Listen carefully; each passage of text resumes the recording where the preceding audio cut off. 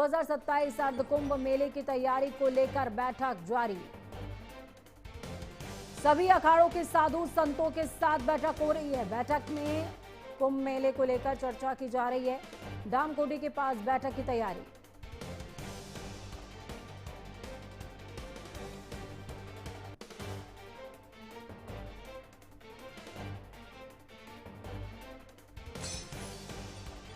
तो ये बड़ी अपडेट आपको बता रहे हैं। हरिद्वार कुंभ मेले को लेकर सीएम धामी की बैठक चल रही है।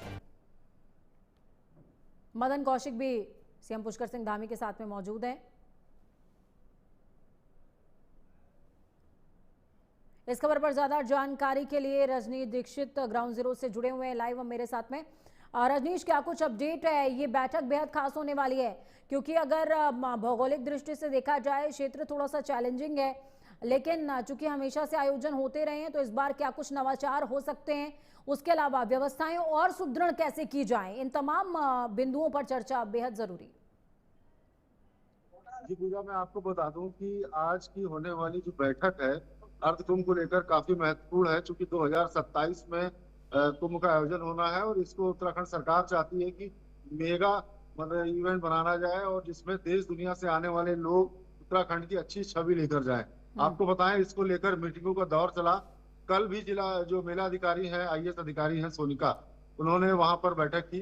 बैठक करने के बाद चूंकि आज मुख्यमंत्री का आना है और मुख्यमंत्री वहां पहुंच चुके हैं और ये काफी महत्वपूर्ण बैठक है क्योंकि इसमें शासन प्रशासन के साथ साधु संतों को भी इनवाइट किया गया है। सभी अखाड़ा परिषद के लोग यहाँ पर पहुंचे हुए हैं। उनकी आवश्यकताओं के अनुरूप, उनकी इच्छाओं के अनुरूप इस बार का जो अर्धकुंभ होना है 2027 में, उसको कैसे भव्य और दिव्य बनाया जाए, इस पर साधु संतों का क्या मत है। चूंकि इनकी सहमति बहुत इंपॉर्टेंट है, इनके विचार काफी महत्वपूर्ण है कि सनातन धर्म में जो ये कुंभ का जो महत्व है वो अपने आप में बहुत तगड़ा मातम है। लेकिन होता ये है कि कई बार जब आयोजन होता है तो संतों के अंदर नाराजगी देखने को मिलती है। कई सारे ऐसे एंगल्स आते हैं कि संतों की जो शाही सवारी निकलती है उसके लिए उनके अनुरूप क्या कुछ तैयारी होनी चाहिए। तो वो आज एक बैठक है जो 11 बजे से शुरू हो चुकी है और इस बैठक में संत समाज जो है, सभी अखाड़ा परिषदों का जमावड़ा है, सभी लोग अपने अपने विचार रखेंगे। उसके आधार पर तय होगा दिशा और दशा की किस तरीके से क्या तैयारियां करने की जरूरत है। इसके अलावा आपको बताएं पूजा, यहाँ पर पूरा प्रशासनिक अमला जुटा हुआ है। गढ़वाल मंडल के कमिश्नर खुद वहां पर पहुंचे हुए हैं। इसके अलावा आसपास के जो जिलाधिकारी हैं वो भी पहुंचे हुए हैं। तो ये जो डामकोटी है हरिद्वार में, वहां पर ये बैठक चल रही है। तो इस बैठक के बाद देखना दिलचस्प होगा क्या कुछ निकलता है मंथन में। लेकिन ये बैठक काफी अहम, कुंभ की तैयारियों से लेकर आज की बैठक जो है वो काफी महत्वपूर्ण बैठक है, जिसमें सभी संतों के अखाड़ा प्रमुख यहाँ पर जुटे हुए हैं। एक विषय जिस पर मुझे लगता है कि सभी का फोकस होना चाहिए, अर्धकुंभ या कुंभ एक ऐसा विषय है हमेशा से ही उत्तराखंड के लिए। जब तीरथ सिंह रावत की सरकार की मैं बात करूं या उससे पूर्व सरकारों की बात करूं तो हमेशा ये सरकारें इन आयोजनों पर टिकी रही और आयोजनों की सफलता असफलता ने ही उनकी मियाद भी तय करी। और ऐसे में पुष्कर सिंह धामी के लिए ये कितना बड़ा चैलेंज होने वाला है? देखिए, चैलेंज होने वाला है क्योंकि 2027 में अर्धकुंभ का आयोजन होना है। आपको बता दें कि उत्तराखंड में विधानसभा चुनाव भी 2027 में होने हैं। तो ये जो 2027 है ये काफी महत्वपूर्ण वर्ष है। चाहे वो अग्नि परीक्षा मान लीजिए आप, सरकार को हैट्रिक बनाने के लिए धामी को, इसके अलावा इसके साथ ही अर्धकुंभ का होना है। तो ये दोनों चीजें बहुत महत्वपूर्ण हैं और इसीलिए धामी सरकार नहीं चाहती कि किसी भी कोने पर कोई कमी रह जाए। इसको लेकर साधु संतों का आशीर्वाद तो जरूरी है ही है, साथ में उनके सुझाव भी बहुत महत्वपूर्ण है कि वो क्या एक्सपेक्टेशंस है, वो क्या चाहते हैं कि किस तरीके का भव्य आयोजन हो। जैसा प्रयागराज की तस्वीर थी उससे भी भव्य बनाने की उत्तराखंड सरकार की मंशा है। तो चाहती है कि इस बार भव्यतम आयोजन हो, क्योंकि 2027 में चुनाव भी है और देश दुनिया से लोग यहाँ पहुंचेंगे तो उत्तराखंड की छवि को भी यहाँ पर लेके जाएंगे। जो देवभूमि कहा जाता है उसमें लगना चाहिए कि इन लोगों ने ग्राउंड जीरो से लेकर हर स्तर पर तैयारियां परखी और मुकम्मल। रजनीश, एक क्वेश्चन मेरा और रहेगा, हालांकि मुझे आगे बढ़ने का कमांड मिला है, लेकिन उसके बावजूद भी मैं एक सवाल आपसे पूछूंगी। देखिए, हमेशा से ही उत्तराखंड के लिए मॉब मैनेजमेंट एक चैलेंज रहा, फिर चाहे तीर्थ यात्राओं की मैं बात कर लूं या फिर हरिद्वार हर की पैड़ी के क्षेत्र की मैं बात करूं, तो हर की पैड़ी वाला जो क्षेत्र है वो थोड़ा सा कंजस्टेड नजर आता है। अगर बारिश का मौसम होता है तो उस स्थिति में भी थोड़ी सी मुश्किलों का सामना जरूर करना पड़ता है। ऐसे में अर्धकुंभ के आयोजन के लिए मॉब मैनेजमेंट के लिए क्या कुछ नवाचार हमें देखने को मिल सकते हैं? क्या मॉब को टुकड़ों में बांटा जाएगा, डिवाइडेशन देखने को मिलेगा, या और जो टॉयलेटरीज की व्यवस्था है और भी तमाम चीजों की व्यवस्था है वो किस तरीके से सुनिश्चित की जाएगी, क्योंकि ये एक बड़ा चैलेंज है। पूजा, मैं आपको बताऊं, जब आप हरिद्वार आते होंगे या कोई भी आता है तो जानता है कि हर की पौड़ी के आसपास का इलाका काफी तंग है, और जो हाईवे है उस हाईवे के नीचे ही हर की पौड़ी की पार्किंग है। तो हम्म। डाम कोठरी जो बनाया गया है कैंप ऑफिस, बैरागी कैंप एरिया है। यहाँ पर जो कुंभ की तैयारियों से पहले एक बाईपास बनाया जा रहा है, बिल्कुल। जो उस बाईपास के जरिए इस हरिद्वार को लोकेट किया जाएगा। जो उत्तराखंड और उत्तर प्रदेश के बॉर्डर से आने वाले लोग हैं उनको डाइवर्सिफाइड किया जाएगा। तो मॉब कंट्रोल एक बहुत बड़ी चुनौती है, इसको बिल्कुल। लेकर जो कमांड सेंटर है वो भी बड़ा बनाया जा रहा है। चलिए, बहुत शुक्रिया रजनीश इस खबर पर जानकारी के लिए, लेकिन आप हमारे साथ में जुड़े रहिए, आगामी खबरों पर आपकी जरूरत हमें लगातार होगी। खबरों में आगे बढ़ते हैं, देहरादून से ही खबर है, अखिल भारतीय विद्यार्थी परिषद यानी कि ABVP का राष्ट्रीय अधिवेशन। जी हाँ, कल ही आपको बताया था अधिवेशन होने वाला है, तो अधिवेशन का आयोजन शुरू हो चुका है। देहरादून के परेड ग्राउंड में आज से राष्ट्रीय अधिवेशन का आगाज है। 30 नवंबर तक ABVP का यह अधिवेशन सुचारू रूप से चलता रहेगा। कल अलग अलग राज्यों के युवा झांकी निकालते हुए भी नजर आएंगे। परेड ग्राउंड में एक अस्थायी बिरसा मुंडा नगर भी बनाया गया है। सीएम पुष्कर सिंह धामी कार्यक्रम में शामिल होंगे, शरीक होंगे। अखिल भारतीय विद्यार्थी परिषद के 71वें राष्ट्रीय अधिवेशन की शुरुआत आज से हो रही है, जिसका उद्घाटन इसरो के पूर्व अध्यक्ष S सोमनाथ करेंगे। जबकि इस कार्यक्रम में मुख्यमंत्री पुष्कर सिंह धामी समेत भारतीय जनता पार्टी के नेता और विधायक भी शामिल होंगे। आज शुरू हो रहे अधिवेशन में उद्घाटन सत्र से ही परेड ग्राउंड में बनाए गए भगवान बिरसा मुंडा नगर के जनरल विपिन रावत सभागार में कई सामाजिक बिंदुओं पर चर्चा और मंथन होगा। रजनीश लगातार हमारे साथ में लाइव जुड़े हुए हैं, इस खबर पर ज्यादा जानकारी के लिए उनका ही रुख करेंगे। रजनीश, कल भी मैं जब इस खबर पर आपसे बातचीत कर रही थी उस दौरान हमने बात की थी कि कैसे देश भर के तमाम युवा, या यूं कह सकते हैं कि भारतीय जनता पार्टी की जो युवा इकाई है उसका ये सबसे बड़ा अधिवेशन है, और इस अधिवेशन में देश भर के युवा जुट रहे हैं। ऐसे में किस तरीके से इस आयोजन को देखा जाए, मुख्यमंत्री पुष्कर सिंह धामी भी हिस्सा बनने वाले?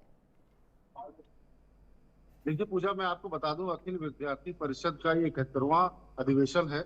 ये अधिवेशन 3 दिवसीय है। कल इसका औपचारिक तौर पर एक प्रदर्शनी का उद्घाटन किया गया, लेकिन जो अधिवेशन का औपचारिक उद्घाटन सत्र है जिसको आज होना है, यानी कि आज से अधिवेशन शुरू होगा।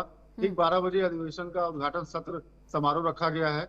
उसके बाद 3 दिन तक चलेगा ये। और आपको बताएं, कल परेड ग्राउंड और आसपास के इलाकों में झांकी निकाला जाएगा बतौर जुलूस। और आज जो अधिवेशन का औपचारिक उद्घाटन है वो इसरो के पूर्व प्रमुख हैं, वो आज उद्घाटन करने के लिए पहुंच चुके हैं। 12 बजे ABVP का ये सत्र का आयोजन होना है, उद्घाटन सत्र होगा। आपको बताएं, 1500 लोग हैं जो देश के कोने कोने में ABVP के पदाधिकारी हैं। छात्र युवाओं की जो राजनीति है वो संगठन है ABVP। इसको लेकर छासंग चुनाव पर भी मंथन होना है। और आपको बताएं, भगवान बिरसा मुंडा उसकी तर्ज पर एक पंडाल बनाया गया है और उसमें मंथन होगा आज। और कई विचारधाराएं, चूंकि युवाओं की जो सोच है उसको कैसे एडमायर किया जाए, अखिल भारतीय विद्यार्थी परिषद कैसे देश भर में जो होने वाले जो शासन चुनाव है उसमें उसका प्रतिनिधित्व रहता है। हालांकि कई चुनाव जीतते भी हैं और परचम भी लहराया जाता है।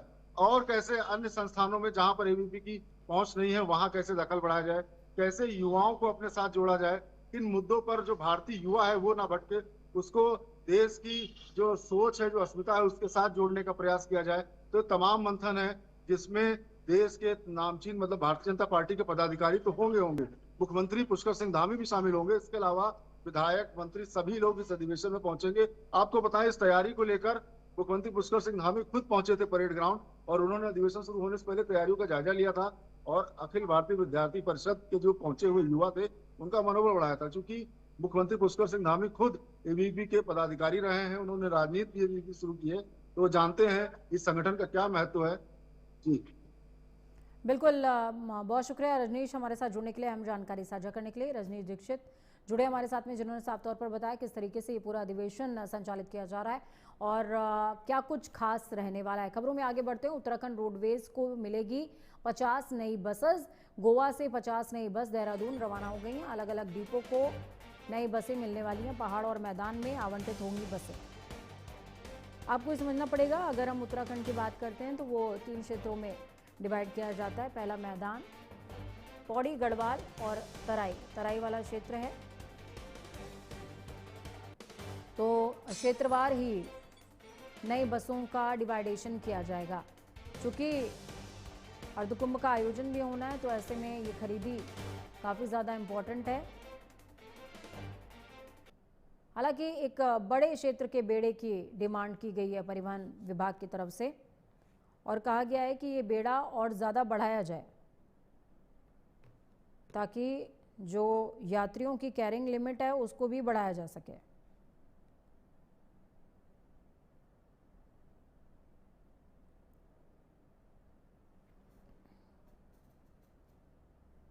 गढ़वाल विश्वविद्यालय के बीजीआर परिसर पौड़ी में छात्र संघ उद्घाटन समारोह का शुभारंभ हुआ, जहां मुख्य अतिथि कांग्रेस कमेटी के प्रदेश अध्यक्ष गणेश गोंदियाल और पूर्व कैबिनेट मंत्री की मौजूदगी में हुआ, जिसमें कार्यक्रम की अध्यक्षता परिषद निदेशक प्रोफेसर यूसी गौरेला ने की है। और कार्यक्रम में अतिथि के तौर पर जिला अध्यक्ष कांग्रेस सेवानिवृत्त आईएएस ने शिरकत की।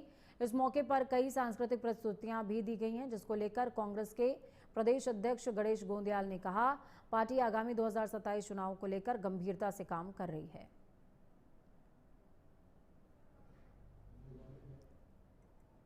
आपका संघ अध्यक्ष बना तो मेरे कुछ जो वादे थे वो मैं पूरा करके रहूंगा। जैसे कि एक वादा था आपका ये ग्राउंड बनाने का, इसको इस परिसर के अंदर ग्राउंड नहीं है। दूसरा मेरा वादा था कि इसके अंदर मैं कोर्स लेके आऊंगा, जो जिस तरह से मैं प्रयास कर रहा हूँ, और मैं कहता हूँ कि जब तक मेरा कार्यकाल खत्म ना हो तब तक मैं इस पूरा प्रयास करूंगा कि ये पूरा काम हो जाए। कम इसलिए है क्योंकि जो यहाँ का जो माहौल है अब पौड़ी कैंपस का वो थोड़ा घटता जा रहा है, जो यहाँ की छात्रों की संख्या वो कम होती जा रही है, क्योंकि जो मेन कारण है वो कोर्स का है। तो इसलिए मेरा जो पहला वो रहेगा अपने छात्र संघ उसमें कि मैं एक पूरा कोर्स लेकर आऊंगा ताकि जो बच्चे हैं वो और बच्चों की स्ट्रेंथ घटे ना जबकि बढ़े। जिला मुख्यालय पौड़ी से सटे गढ़वाल वन प्रभाग के नागदेव रेंज के अंतर्गत बीते 21 नवंबर को एक महिला ने अपनी बड़ी बहन के साथ घास काटने के लिए गई थी, जहां पर गुलदार ने महिला पर हमला करके घायल कर दिया, जिसके बाद आक्रोशित ग्रामीणों ने गुलदार को मारने की मांग उठाई है। जिसके बाद वन विभाग ने क्षेत्र में लगातार गश्त बढ़ा दी है, जिसको लेकर आज कांग्रेस के प्रदेश अध्यक्ष गणेश गोंदियाल और पूर्व वन मंत्री कैबिनेट मंत्री डॉक्टर हरक सिंह रावत ने गुलदार के हमले में घायल महिला से मुलाकात करी और उनका हालचाल भी जाना है। मैं ये कहना चाहूँगा कि अभी तक तो ये बहुत बड़ी बात है कि हमारे गांव ढंडरी में जहाँ पे गुलदार से हमला हुआ था, जो जिन पे हमला हुआ था वो मेरी भाभी जी थी। अभी तक तो कोई आया नहीं, लेकिन हमारे माननीय श्री हरक सिंह रावत जी और श्री गणेश गोंदियाल जी आए। बहुत खुशी हुई, बहुत हमें जो है यहाँ पे इतने छोटे से गाँव में ये लोग आए, तो यही इनका बड़प्पन दिखाता है कि ये कितने बड़े ज़मीन से जुड़े हुए लोग हैं। और हमें बड़ा हर्ष का विषय है कि ये लोग यहाँ पे आए, इन्होंने हमारे जो संबंधी थे उनके बारे में। नज़दीक में कार्यक्रम था और हमें ये पता था कि यहाँ पर ये घटना घटी है, तो पीड़ित परिवार को मैं डॉक्टर हरक सिंह रावत जी, हमारे सभी अन्य साथी उन्हें मिलने के लिए गए। वहाँ पर जिन माता जी को बाघ ने घायल कर रखा है उन्हें देखने गए, और हमारे जाने से फ़ायदा ये है कि सरकार और वन विभाग चेतेगा, जागेगा और आगे के लिए एहतियातन जो कदम उठाने चाहिए वो। तो एक बात कह रहा हूँ, ये यहाँ महिला को बाघ ने, तेंदुआ को, गुलदार को उसने घायल किया, और एक बुजुर्ग महिला से अगर साथ में नहीं होती उनकी बहन, बड़ी बहन, तो शायद आज वो हमारी इस दुनिया में नहीं होती। जिस तरह बाघ ने उनको अपना नियाला बनाया था, और दुर्भाग्य ये है कि जब गांव के पूरे इलाके के लोगों ने चक्का जाम किया, तब जाके उसको, गुलदार को जो है आदमखोर घोषित किया जा रहा है। देहरादून में जिन राशन कार्ड उपभोक्ताओं ने अपने EKYC नहीं कराई है, जो दिसंबर महीने से सरकारी राशन से वंचित उनको होना पड़ सकता है।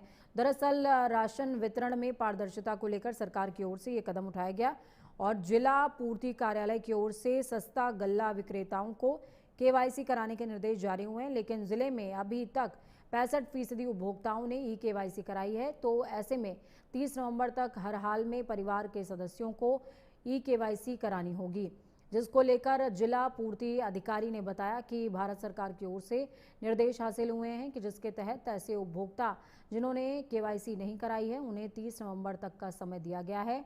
अगर कोई राशन कार्ड धारक ऐसा नहीं करता तो उनका राशन कार्ड निरस्त कर दिया जाएगा। साथ ही उन्होंने उपभोक्ताओं से अपील भी की है कि वो अपने राशन डीलर के पास जाकर अपना और अपने परिवार के सदस्यों का केवाईसी करा लें।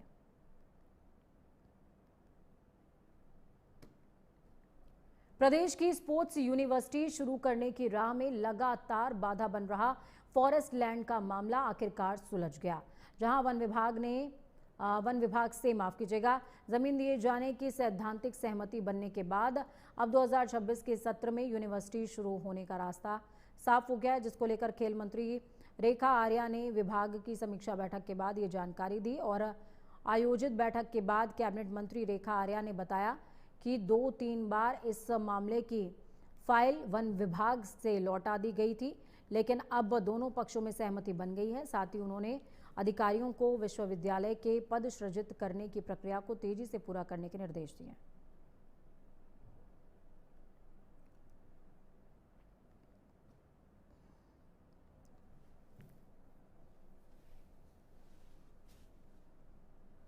उत्तराखंड में मनरेगा श्रमिकों को भी लेबर विभाग की तमाम योजनाओं का लाभ मिल पाएगा, जिसको लेकर मनरेगा श्रमिकों को रजिस्टर करना होगा, जिसको लेकर कमिश्नर ग्रामीण विकास अनुराधा पाल ने बताया है कि मुख्यमंत्री के निर्देशों पर ग्राम विकास और यूके BOCW बोर्ड ने मिल करके एक पोर्टल बनाया है। इस पोर्टल पर जितने भी ग्रामीण विकास के अंतर्गत श्रमिक हैं जिन्होंने 90 दिन का रोजगार निर्माण कार्य में पूरा कर लिया है और वो इस पोर्टल पर अपना रजिस्ट्रेशन करवा सकते हैं। साथ ही कमिश्नर ने बताया कि श्रम विभाग ऐसे श्रमिकों को अपने विभाग के अंतर्गत एनरोल करता है और ऐसे श्रमिकों को कई तरह की सरकारी सुविधाएं भी दी जाती हैं।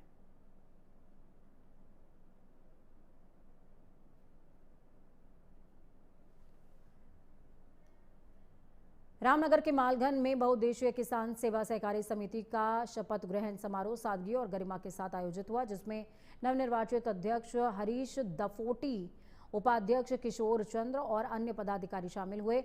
हरीश दफोटी ने कहा कि समिति के माध्यम से किसानों को ज्यादा से ज्यादा योजनाओं का लाभ पहुंचाना प्राथमिकता होगी और क्षेत्र के हितों को ध्यान में रखते हुए पारदर्शिता के साथ सेवाएं सुनिश्चित की जाएंगी। कार्यक्रम में मुख्य अतिथि रामनगर विधायक दीवान सिंह बिष्ट सहित कई लोग मौजूद रहे।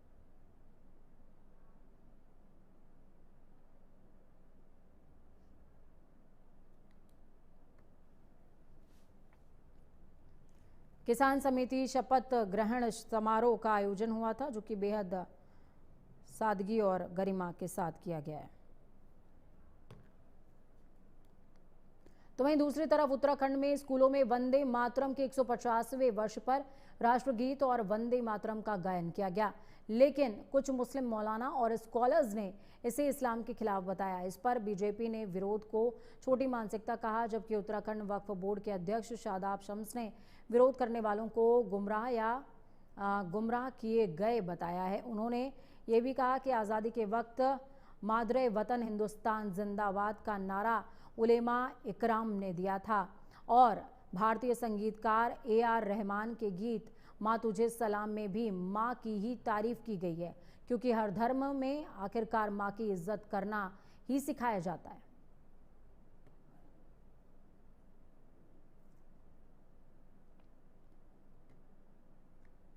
देखिए, जो लोग विरोध कर रहे हैं और वंदे मातरम का विरोध कर रहे हैं, संविधान दिवस पर विरोध कर रहे हैं, वो छोटी मानसिकता के लोग हैं, या तो गुमराह हैं या गुमराह किए गए हैं। माँ की तारीफ को, क्योंकि हिंदुस्तान का मुसलमान इस देश को अपनी माँ मानता है और मादरे वतन हिंदुस्तान जिंदाबाद के नारे, ये शादाब शम्स ने नहीं दिया है स्लोगन, ये आज़ादी के वक्त हमारे उलमा इकराम ने दिया है और उसकी जिंदाबाद के नारे लगाए। अब माँ की तारीफ करने में तो किसी को कोई दिक्कत नहीं होती। और उस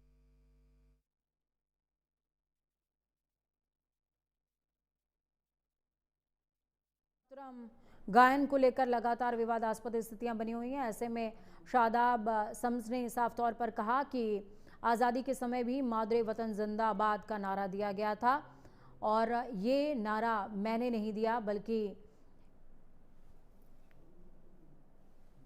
एक स्वतंत्रता सेनानी ने दिया है और हर धर्म में माँ का सजदा किया जाता है, माँ की तारीफ की जाती है।